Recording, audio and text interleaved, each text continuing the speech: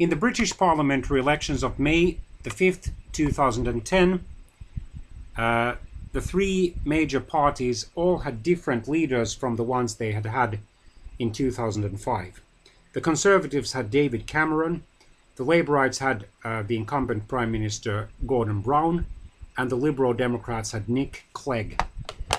There was a widespread cynicism in the electorate in the sense that quite many voters didn't think that there was much to choose from, especially between the two main political parties' leaders. I still remember a cynical cartoon, albeit a funny one, on the cover of The Economist, an international business magazine which is published in Britain.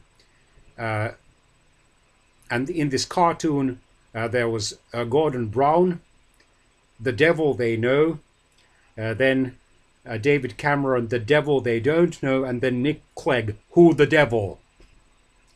For the first time, the major political parties' leaders faced each other in a televised debate.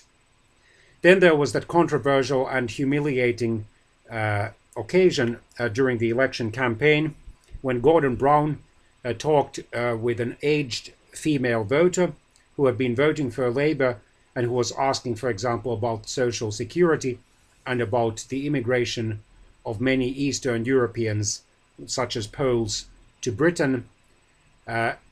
Gordon Brown answered the voter politely, but he forgot to turn off his microphone when he went back inside his limousine, and then he started his private comments. That was a disaster about the interview or conversation he had with the female voter.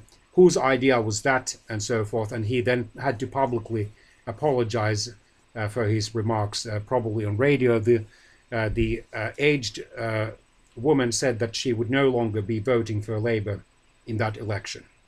So while the Conservatives were able to win the election overall, they failed to win an overall majority.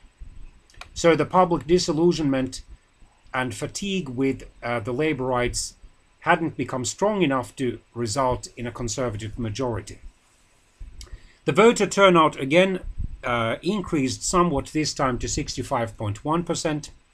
The Conservatives managed to win 306 seats with 36.1% of the vote, or 10,704,000 votes. The Labourites dropped sharply to 29% of the votes and 258 seats, while the Liberal Democrats rose to 23% of the vote but fell to 57 seats. David Cameron and Nick Clegg managed or decided to form an uncharacteristically an un-British style coalition of the Conservatives and Liberal Democrats.